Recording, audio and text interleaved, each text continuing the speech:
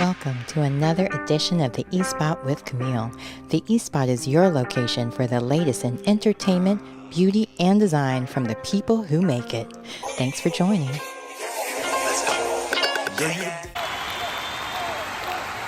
Hello. Welcome back to the eSpot with Camille. I'm your host, Camille Cower. I cannot wait for you guys to meet my guest today because, I have a really hard time getting women in production on my show because they're wearing multiple hats. They're way too busy. Everybody's hiring them because we all know women bosses are the best bosses.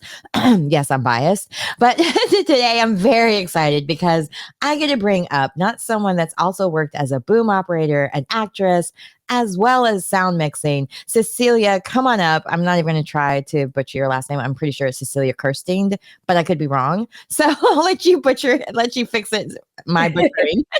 So glad to have you. Thank you for being my guest today. Welcome to the eSpot with Camille. Please tell everyone how you got started in the industry. Sure. Thank you so much also for having me, Camille. I really appreciate it. But yeah, I'm Cecilia Keirstead. I'm a boom operator and a sound mixer, and I was not always a boom operator and sound mixer.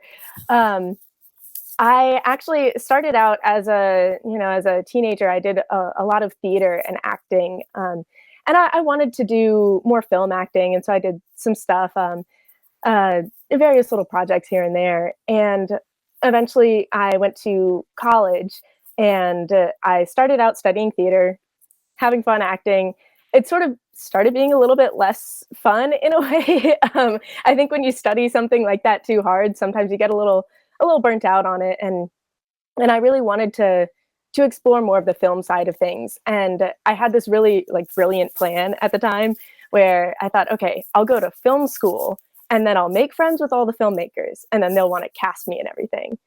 And and then I ended up actually just, because I was in those classes too, I was also, I tried my hand at doing things behind the camera. I tried my hand at sound. I tried a lot of different things, and I really fell in love with sound. And then once I graduated, I got connected to some other local sound mixers, and I was living in Wilmington, North Carolina at the time. But I got connected to some other really cool people. I learned a lot. I started traveling around a lot, and I really loved it. And so that was kind of where my path took me at that point. Yeah. I'll let you talk about the fact that you started off in theater, because I kind of started backwards because my father worked in the film production as well as my mom, where I was lucky enough to kind of get thrown in as an extra here and there, but mainly would work behind the scenes first off, and then finally went to theater camp and discovered really quickly theater was not for me. I would get stage fright because there's so many people looking at you. And then next thing you know, because I'm dyslexic as well, it was almost as if I forgot how to speak English, which I did take ESL, so that's fair. But it was just I was moving in slow motion. And one of the things with film that I loved was that there's not 1,000 people watching you at one time. Granted, there may be 6 million people watching you later, but they're not all staring at you at the same time. I think that's why you meet so many actors that are introverts, because they can handle it one-on-one, but a bunch of people at the same time is But I wonder from your standpoint, because you said you kind of got burnt out on theater, what made you, was it pretending to be an ice cream cone? How many times can you be an ice cream cone or a frog or a tree? How many times can you be something before you're okay, I'm never going to be cast as this unless I'm in a musical or Broadway. So what made you burn out at it? Because I love theater. I love going to theater, but I also realized the hours don't work for me either, because I can't work nights every night and weekends. That sounds torturous, but go ahead, please. I want to hear from your side. Well, I think I think what got to me was probably a little bit different from what would have affected you, because I'm definitely a people person. And one of the things that I really enjoyed about theater was, working together with a cast and then also being able to play off of an audience. There were various things that I did that weren't just stage productions. I also performed at festivals and things like that.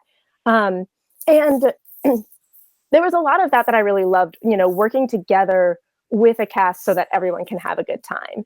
And especially like singing and dancing together in musical theater, or doing comedy together and playing off of each other. A lot of that is just so much fun. But especially when I was in college, I actually really struggled a lot with with just like, like probably any late teenage girl does, I struggled a lot with body issues, and just sort of looking at myself in the mirror every day and never being satisfied with what I saw.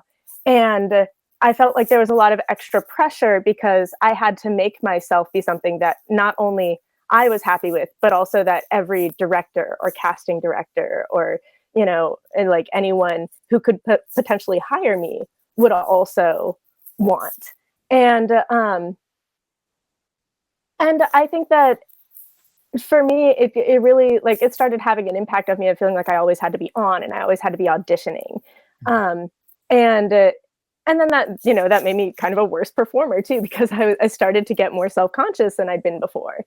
Um, and one of the things that I really appreciate about working on a crew now is that you still get that feeling of camaraderie with everyone. You're still working together, to make art.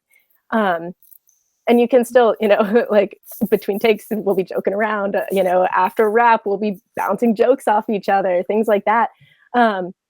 But it's a way where there's not the same pressure of having to perform, if that makes sense. 100% makes sense, because you're right. The feeling of always having to be on, it's like soon as you park in the parking lot, it's like audition mode, and until the scenes are wrapped, basically, until the paycheck clears, basically. Mm-hmm. And like, I even love the fact that your hair, like, I could never dye my hair as fun as that. It's just like the little things in life. Because even with my daughter now, that for a while she enjoyed modeling, acting, but then she stopped enjoying it because she was like, wait, I can't color my hair. I can't do this. I can't do that. Never mind. I don't want to do it anymore. She's like, so it's almost like, but you like it, but not at that expense. So I love that you realize, even for yourself, like, it's not, you can still have that camaraderie of being part of a crew, which I do love. Like being, when I was a makeup artist on film, that was my favorite part, because watching lipstick fade is like watching paint dry. Like they're saying the same lines over and over again, whatever. But you got to be, that's when ADHD kind of kicks in. You have to be like super hyper focused on your clients and so on. But at the same time, I do love that you mentioned that the differences, the bonuses, but we have to get into it. So you finally made that transition to crew. What made you decide sound and boom operator? Because I mean, boom operator, that's a difficult job. That's a lot of upper body strength, which technically women are not known for having the most, whatever. So tell me, what made you make that transition? Yeah, I think, especially because when I was in school, I tried a bunch of different things, and everyone's working on making their class projects, and and sometimes they're outside of class too to try and make things. Everyone's trying to be creative, and I definitely went into it thinking like, oh, I want to act. I want to maybe eventually I'll like become a writer and director or something, but like I'm not going to be doing crew stuff. And then I tried it, and I had a lot of fun with it, and I kept falling into sound, because a lot of people don't go to film school with the idea that they're going to become a sound mixer. A lot of people want to like become, a director or a camera operator. In class projects and things, everyone's like, okay, I'll do camera. And so I'd be like, oh, I guess I'll hold the boom and press the button. Like I can handle that. And then I ended up just having a lot of fun with it, because especially with boom operating, it's not just being strong and holding the pole. There's a lot, especially on larger sets, where it's knowing how to interact with everyone on set, how to find the best spot that you're going to stand and be working with everyone else. If you're working as a boom operator with a separate sound mixer, a lot of times you are the point of contact between the sound mixer and the rest of the crew. So you're the one who's kind of relaying information to them, relaying their information back to everyone else. And also you're the one who's right there on set, where, when the AD starts calling the roll, like you're the one who's saying sound speeding. You're the one who's right there, with everyone else as the scene is happening, which is a really exciting thing. And even though I feel like when I was in school, I sort of kind of kept falling into doing sound. But then I liked it. And when I graduated was when I really decided like, no, this is something that I want to keep doing, because I do like it. Mm-hmm. Now that's so great because sometimes you don't know what you're good at or what you're interested in until you try it. It's not Mhm. like you said, no one goes to school to become a boom operator. You just kind of fall into it, so to speak. But I still love, I mean, I remember thinking the boom operator had the coolest job in the sense because, like you said, they're right there in the mix of all the action. They're right there when everything happens, when decisions are being made. And because they have the headphones, you don't even know what they're listening to that you're not privy to. Like you get to hear some of the things. So there's where the secrets are kept is in the boom operator's headphones sometimes. So, hot mic Definitely. moments, you know what I mean? So Yeah. Oh, but yeah. sound mixing, tell a little bit about that because I think a lot of times when people are watching, well, maybe now they don't watch as much unless they go to the movie theater because a lot of TV shows they seem to cut off the crew title sequence now, which really disappoints me because I love looking at the names. I That was know, me always too. my like a little fun thing we would do, especially with my father. It was always fun because like, look for your name. And if you find your name, see, you could be in this too. You could work in this too. Like it was always like a fun thing we would do because my name, like yours, is very rare. I wonder for you, like when, how do you explain sound mixing to people who have no clue what sound mixing is or even boom operating? Like, how do you explain it to someone? Well, first of all, I have to say, I think that's so sweet about like you and your dad finding the names. And I'm definitely an annoying person to go to the movies with because I'm like, no, we have to stay and watch the credits. Mhm. Um, but yeah, for when I'm explaining sort of what I do, a lot of times I'll start with talking about boom operating, and I'll explain that if they've ever seen any behind the scenes footage and seen like the fluffy thing on the pole, I'm the person who holds it. But that is actually a powerful microphone and it's on a pole so that we can reach it and put it as close to the actor as possible.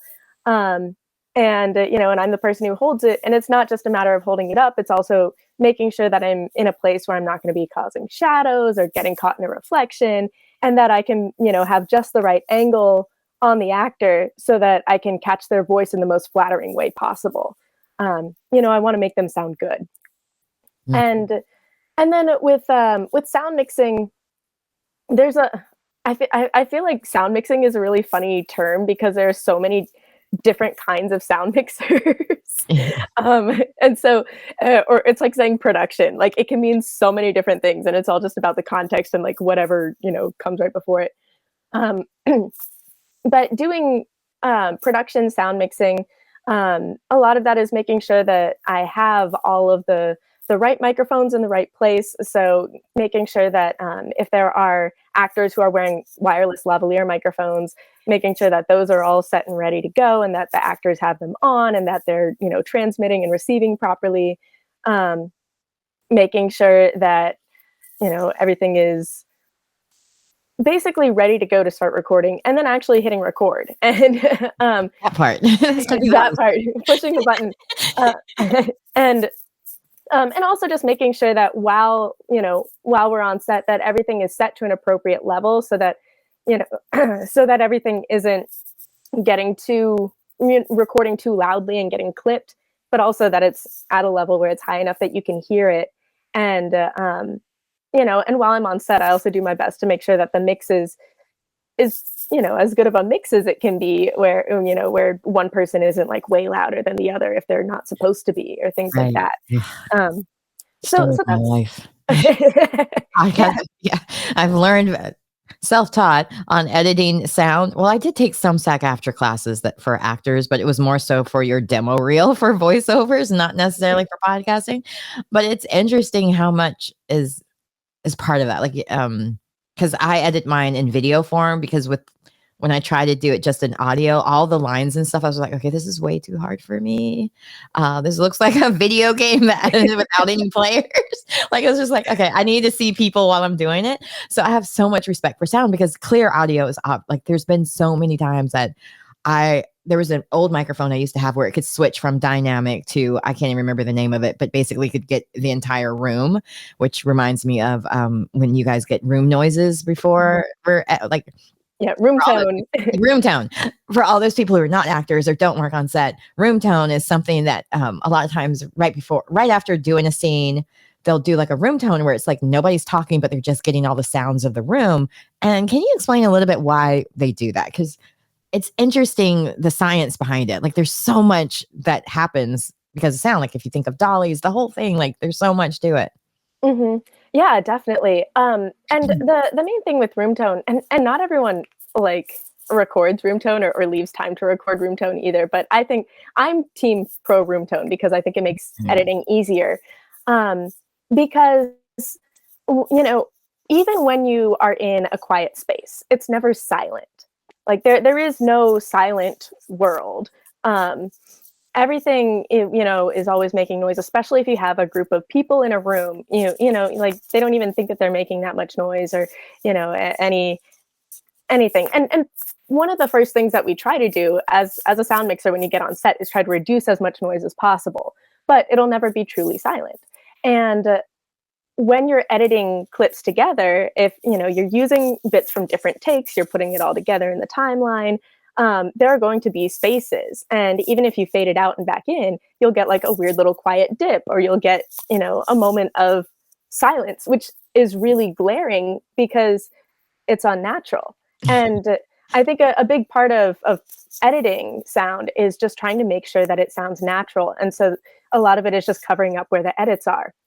And that's where room tone comes in, is if you have, a 30-second long track of this quiet sound of the room, but not silence, then you can put that in. And then when the dialogue clip fades out, it doesn't suddenly get silent. It just, it seems like a natural pause in the dialogue before the next clip comes back in. Oh, see, we're learning so much. So since you've played both sides, I wonder from your perspective, what are some things that actors can do that would make your job easier? So there are a couple of things, and as a sound mixer and boom operator, I sort of understand that my hierarchy on set is typically not to be telling actors to do anything. Only like that's not my job. But as an insider on giving tips on the podcast, definitely leaving space in between lines of dialogue is a huge help. And I think any editor would tell you that too. So instead of overlapping all of your lines, just like giving a little bit of space in between, because that way everything can cut together more smoothly. And if the lines are supposed to overlap, then the editor can like overlap them. But then they also have the choice to do that, because if two actors are speaking at the same time, then you can't cut that, because it won't cut smoothly no matter how you do it. But if they're separate, then you can put them together. So that would be the number one. Number two, and I think an editor would probably, like a regular video editor would say this too, is making sure to keep good continuity. So keeping the blocking and whatnot the same through the take, even if the performance is different, even if it's like, oh, this one's going to be a sad one and the other one was like a more angry one or whatever. But keeping the motions and the blocking and hitting the same marks at the same time is really helpful to the whole crew, but especially for sound, because if I know like, oh, they're going to be on this mark on this line, then I can anticipate that and have the microphone ready. And like, instead of following them, I can anticipate what's happening. So that would be a big one. And then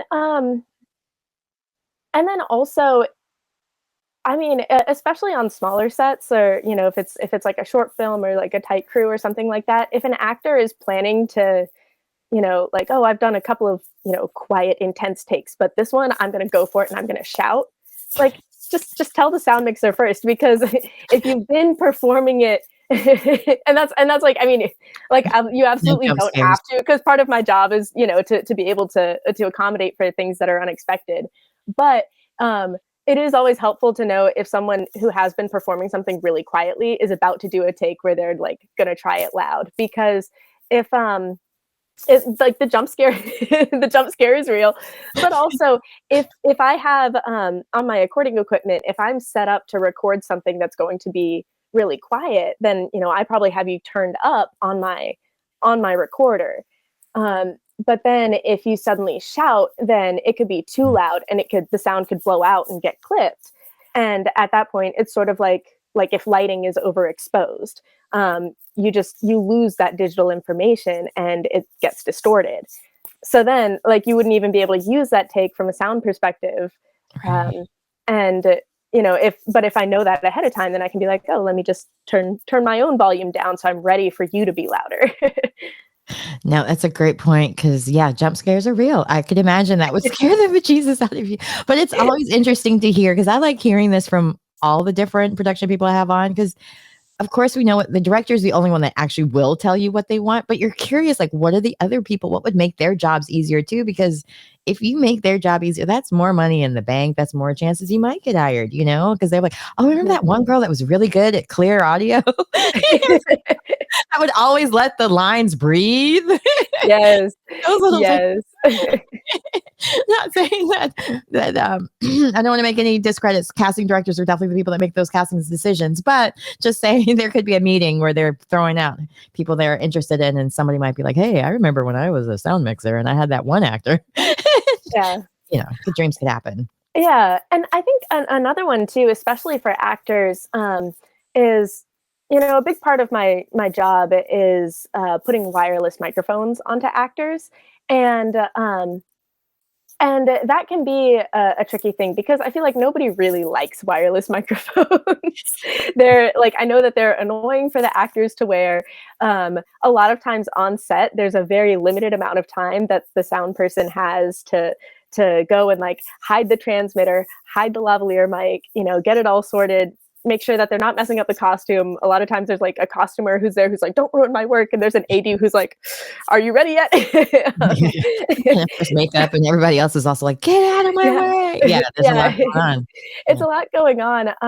And so I always try to be as, friendly and respectful as possible to the actors because it's like an awkward moment, especially because a lot of times it's like, hey, can I, clip this thing into your bra? And I know we just met 10 seconds ago. And so I would say for a lot of actors to just understand that, that is something that is not like super fun for everyone. And especially if there are ever things where like if a battery has to be changed on a transmitter and the sound person has to come back and make an adjustment, or if they realize later that the microphone is rustling and they have to come back and make an adjustment, that like the sound mixer is not bullying you. The sound mixer is not, they're not trying to like distract you. They're just, they're also trying to do their job. And if you are willing to have a little bit of communication about it, like, oh, I'm fine with you doing this thing, but just, don't talk to me while I'm in it so I can stay in character. Yeah. Or, tell me ahead of time, I'm fine with you like hiding this transmitter and I prefer it to be on my leg instead of on my waist. I'm uncomfortable with you touching my waist.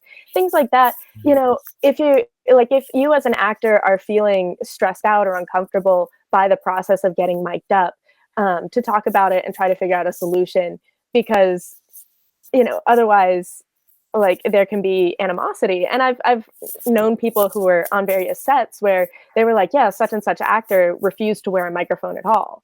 And that's something that, as much as annoying as wireless microphones can be, we never want to get to that point where it's like, oh, we can't even mic up this actor, because then we either, have to suffer without good production sound from them, or we have to make sure that the DP knows that every shot we have to be able to get close enough to be able to boom them properly. Yeah. And especially on sets now, a lot of times like there'll be multiple cameras going where they'll be shooting, tight coverage at the same time as a really wide shot. And when it's a situation like that, you really do need those wireless microphones if you're going to use that audio from that take. No matter how good the boom operator is, like they can only get so close if it's a really wide shot. Yeah, I mean, I think it's worth it to just wear the wireless for good audio. I do understand the fears of, I always get scared of when going to the bathroom or stuff like that, like remembering to unplug it and plug it back in. Or my biggest fear is always dropping it in the toilet. Like that's my biggest fear, is that I'll forget and I'll drop it in the toilet, and that's the end. Like I'll just have to walk off set and never to be seen again or something. I don't know how frequently that happens, but that's stuck in my head. Like I think there was like a almost moment that happened from that point on. That's like a constant fear of mine with the wireless mics, but never have I had the fear of like, this person's bothering me or they're doing too much. Cause as an actor, you kind of want to be heard. Otherwise, what's the point? I mean, voiceovers or narrators are great too, but I can't imagine being at a point where I'm like that. Or unless they're like allergic to the elastic or something, I just can't really imagine a reason to not wear it, because there's definitely a difference in audio quality. But even speaking for myself, because when I do on live locations, I do have lavalier mics, but at the same time, I'm a one-man show. So I'm always so scared of, what if it dies? I won't be able to hear. I won't notice until I get home and record it. So now I use a handheld, but I'm still learning to make sure that after I ask the question, I put it right in front of their mouths immediately and then get right back to me. Like, that's the part that's so hard to remember. I like, for so long, I was told not to talk with my hands. And now it's like, oh, I got to use my hand again, so. Maybe you just need like a little interview boom hat, like that just has a little built-in thing so that whoever you're talking to, you can just get them in there. Or I was thinking, like, what they use in Broadway where they have the microphone and the wig coming down. I was like, that won't be inconspicuous at all, because it's me forgetting to put it back on me. Like, I'll be good at giving it to them. Oh, I forget I exist because I'm so interested in their story. So maybe that's what I'll do. I'll get a lavalier that's in my wig. Thank you, Wendy Williams. She like in her wig. I read somewhere that for the Barbie movie that they actually hid entire mic packs in her wig, because she had like her wigs and like all of her extensions and hair and whatnot was so big that they could actually fit the whole transmitter into her hair. How heavy is that too? Because I think of those Bridgerton wigs, I'm like, holy mother of God. You have to wear like neck braces and stuff with it. Because I did what's it called? I was the Chick-fil-A chicken once. That thing is heavy. Like, it's like 75 pounds. There's like a brace you have to wear to help carry it. So I don't even know how she did all of that, because Margot Robbie is a small girl, so I don't know how she fit all of that in the hair and the extensions. Yeah, and especially with all the dancing and all the like, that was a pretty active movie. I would have loved to have like had a peek on set, but I just know the few things that I've read here and there about it. That's pretty cool. So I'm gonna get onto this one, like, and then I want to be considerate of your time, and we're nearing 30 minutes, but because this was such a huge deal, and I think it's going to consistently be a huge deal, and it's going to affect all of us as far as employment goes, and maybe becoming unemployed because of it. With the advances with AI, how are you feeling about that as someone that works in production? What are your fears? What do you think needs to be implemented to make sure people are protected, your work's protected? Because it's part of your work too. Because if they start using AI for actors or for voiceovers, they're not going to need sound mixers or boom operators. I don't want to make myself sad. So anyway, what are your thoughts of this right now? Yeah, and I think I'm still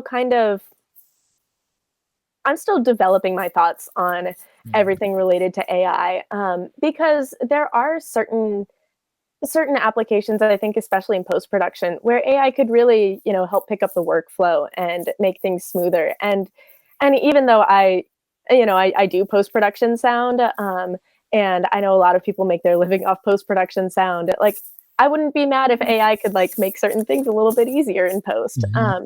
And I think that even in those situations, even when there are things that are automated, there's still a lot where I think it takes kind of a human ear to be able to listen and say like, oh no, that like automated plugin that I just put on went a little too far. Let me tone it back, or like let me make it a little more specific to the frequencies that I really think are needing to be addressed. So I think, especially for post-production, I think that it could be a really helpful tool, but, at least not anytime soon be like outright replacing people.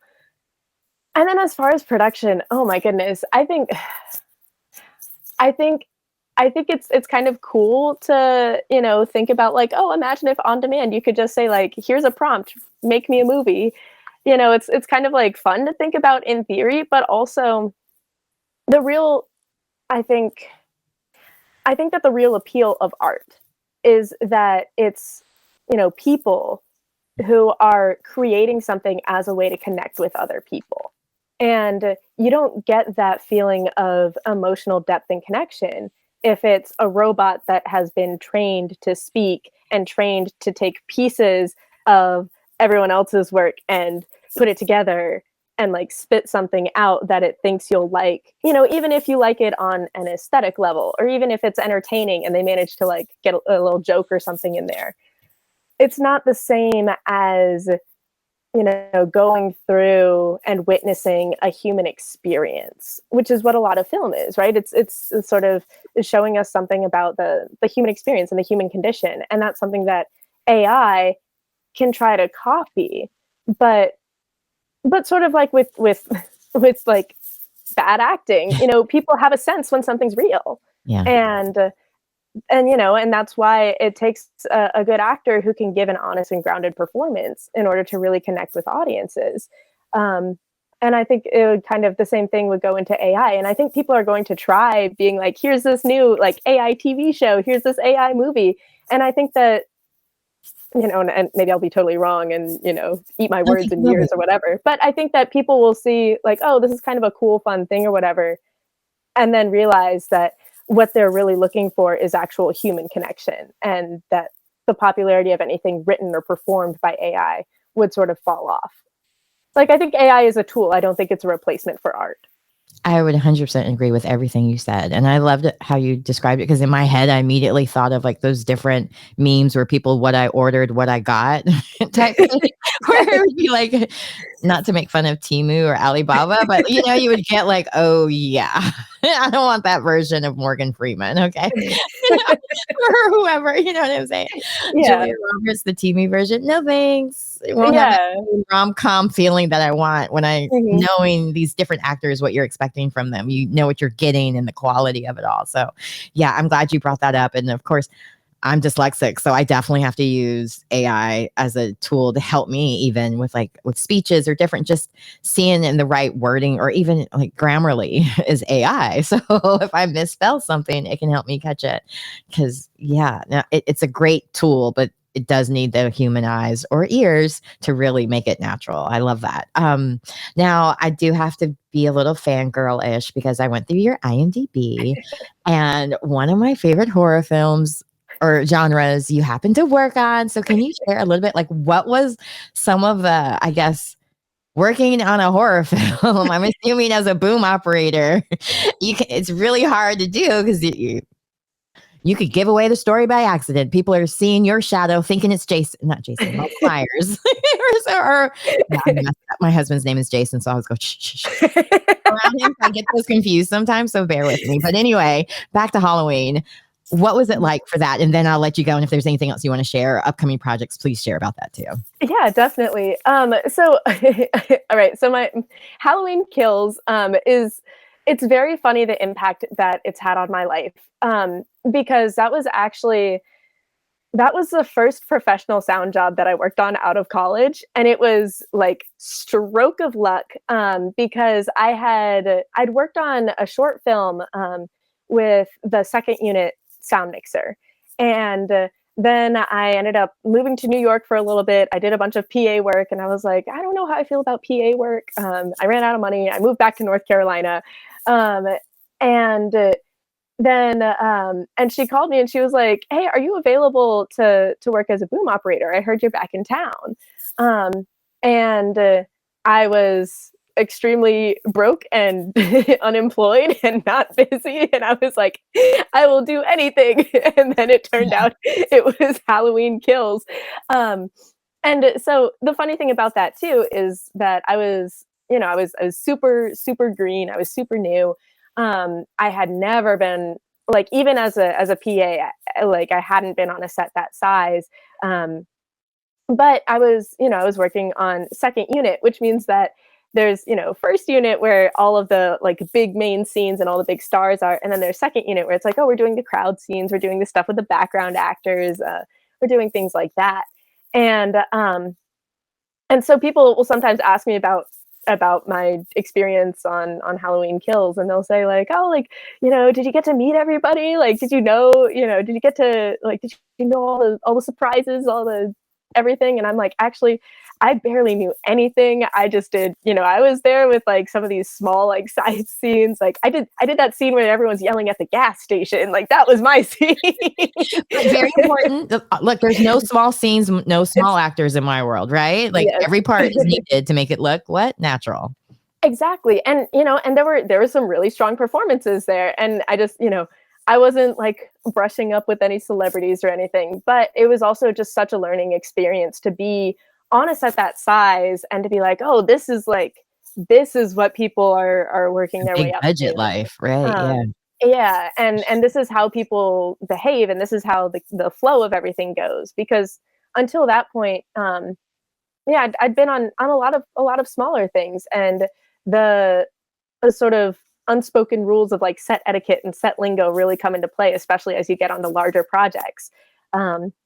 So it was really cool to get to work on something like that, especially when I was so new to it. Like, and then they actually credited me, which I was like, It's I didn't even. Yeah. Yeah. And I was like, I guess it, that tracks because I worked on it, but without me having to actually like track them down and be like, hey, like, dear IMDb, tell Halloween Kills to put my name on. Well, for the record, you will get IMDb credit for being on my show. It just takes a while because I have to buy IMDb Pro again. Well, And I keep waiting for the sale. And then I do like a bunch of people at one time because I'm like, well, thank you. But it is good to have like, even though like it takes a long time, I think, to get credited for various things on IMDb, and so it's not always accurate, but it is really nice. And I think it's been such a huge blessing for my career to have something like that on it, because then people can look at it, and before that, most of my credits are from acting. And so like to have that as a sound credit, I can say like, no, look, I do sound, I promise. That's the actress formerly known as. Now I'm a boom operator. Yeah. Look at this hair color. Just kidding. Yeah, I mean, no, but that's such a thing. Like I was just like totally blonde and everything when I was acting, and then it wasn't until I stopped that I was like, oh, I can dye my hair purple, I can dye my hair pink, I can become a redhead, I can cut my own bangs, like. Yeah. Don't even get me started.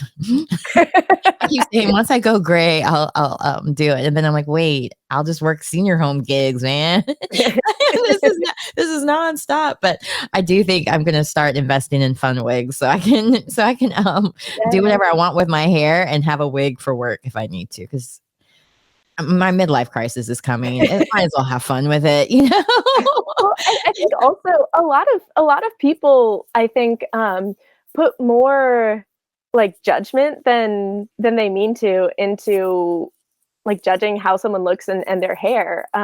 Like people do treat you differently when you change your hair, which is really surprising. And people form different ideas about who you are. It is a big part of how you present yourself. But I was surprised when I started playing with my hair more at how I was able to get something that was more reflective of me and my personality, but also how people responded to that and started responding to me a little bit differently too. Yeah. Like I love wearing braids, but I don't work when I wear them. But at the same time, I take on this whole like Sasha Fierce attitude with it because I can whip my hair around and stuff, and I get fun colors because I know I won't be working anyway. And it's like a fun time. Like I had ombre with blonde at the end. It was so much fun, but yeah, they don't really want over 40 with braids and colorful hair. But in my real life, that I would have pink braids and purple. Yeah. I would have all of that just because I hate doing my hair every day. It's kind of a pain in the butt, and it's like fun to just have fun colors and fun.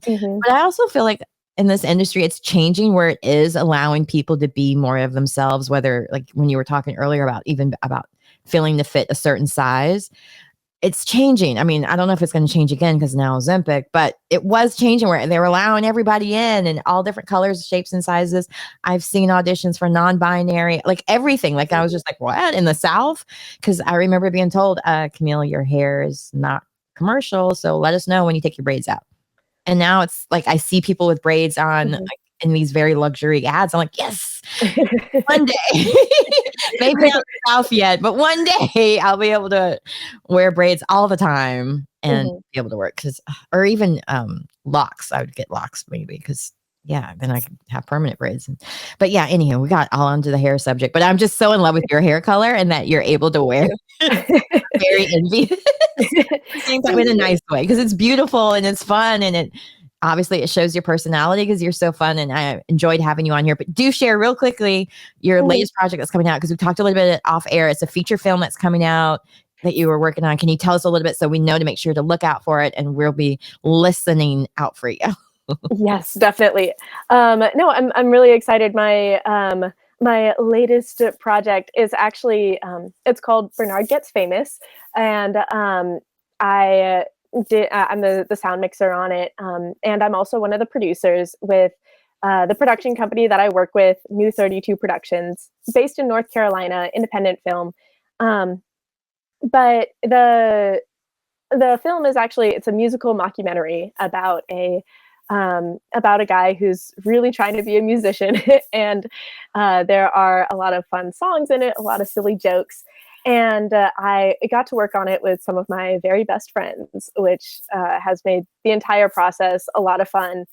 And we started production on it back in 2021, and we had several hiatuses along the way, but it's finally finished. And I did the production sound. I was part of the team for the post-production sound.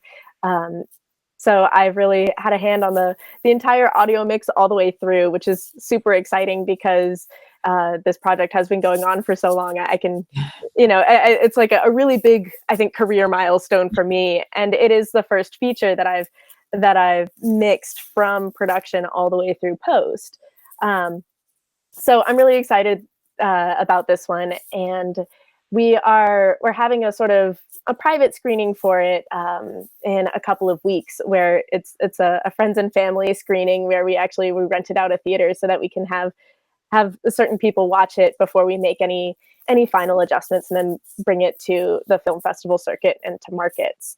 So not exactly sure when it'll be available for public viewing, but hopefully, fingers crossed, we'll be able to get a more solid distribution plan in place once we start submitting it to festivals and bringing it to markets. Oh, that's so exciting. Well, congratulations. That sounds amazing.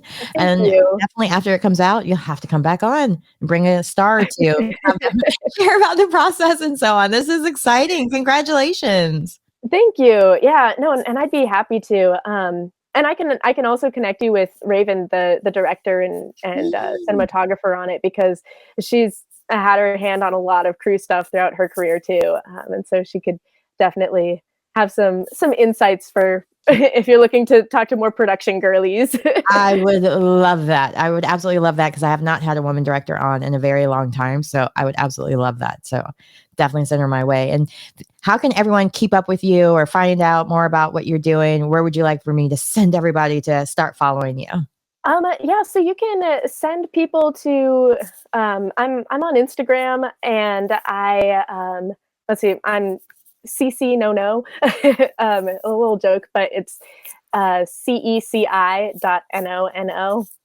That's me, and I'm also on IMDb. But I do a lot of business through Instagram, and people can just like DM me if you're looking for a sound person, if you're looking to talk about sound, if you're looking for advice, if you're looking to follow someone who posts, various film set memes. And I also have linked on there a series of short tutorial videos about boom operating. So if you're looking to learn more, I have some links and stuff on there on Instagram as well. Also, our production company, New 32, we have a lot of more general resources for new filmmakers too, especially young women who are looking to get into the industry. So that's new32productions.com.